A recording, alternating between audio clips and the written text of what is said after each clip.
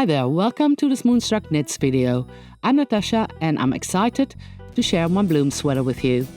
For details on yarn, yardage and other specifics, be sure to visit my website or the Ravelry pattern page. The Bloem sweater's standout feature are the epic flowers that adorn the body and the sleeves. The seamless hybrid yoke construction offers a flattering fit that hugs the shoulders perfectly.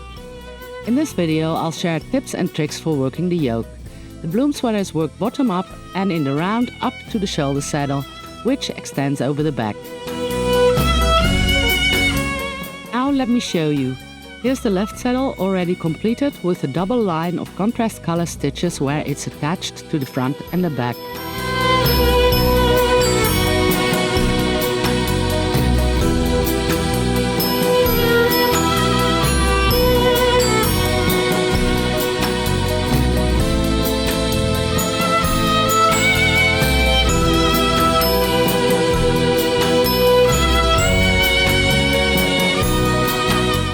You'll work the saddle to the center of the back where it joins with the other saddle using a modified 3-needle bind-off.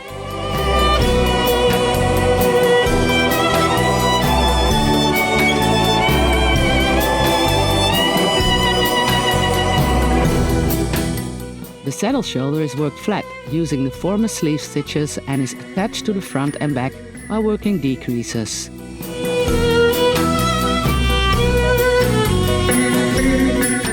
For the right saddle, you will start at the right front marker using the sleeve stitches to create the saddle.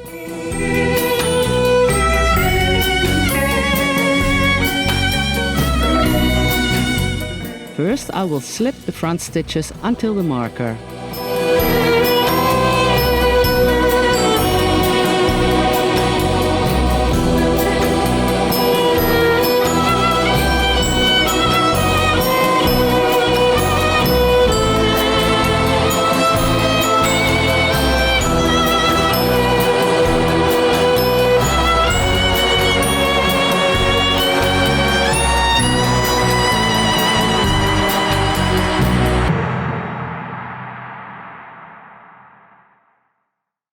At the marker, both yarns are attached to work in the vertical stripe pattern up to the right back shoulder marker.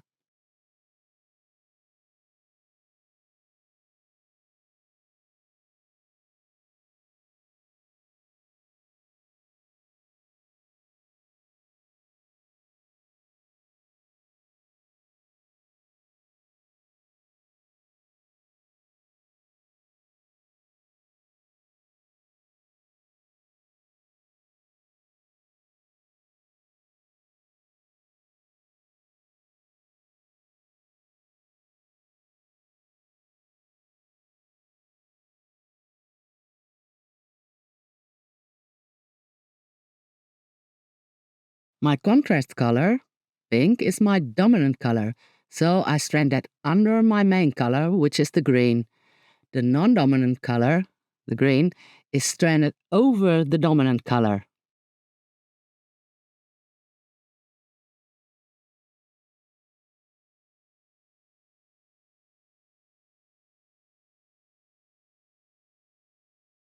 Let's speed that up a little.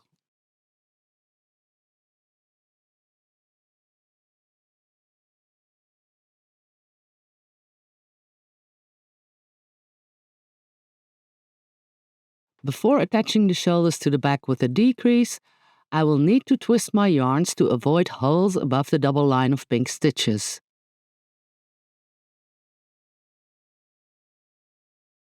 Twisting the yarns interlocks the main colors, so there will be no holes.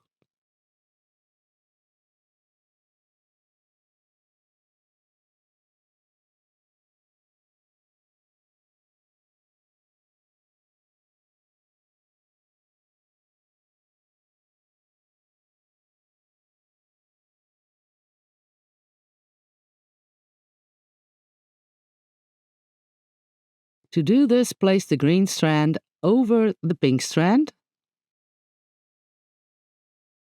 Then continue with a slip, slip, slip knit to attach the saddle to the back.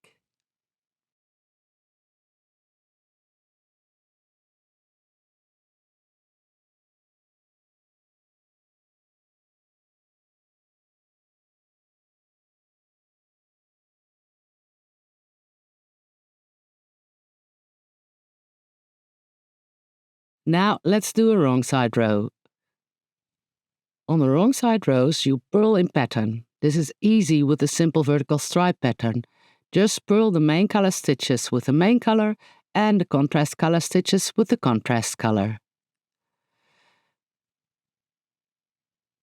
So for the wrong side row, slip 1, slip marker, and before you go on purling in pattern, twist your yarns again by placing the main color over the contrast color.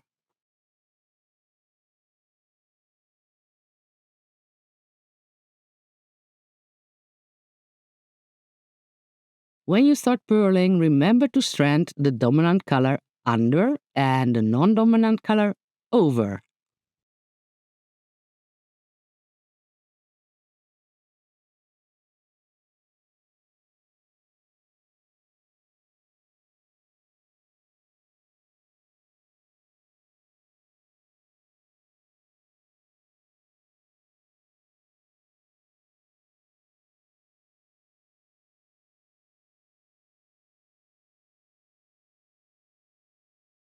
Now let me show you that twist one more time on the right side.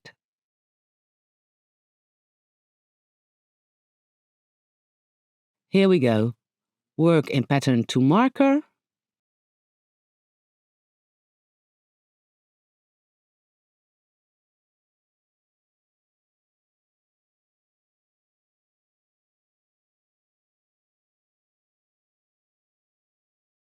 Place the main color over the contrast color and attach with a slip-slip knit.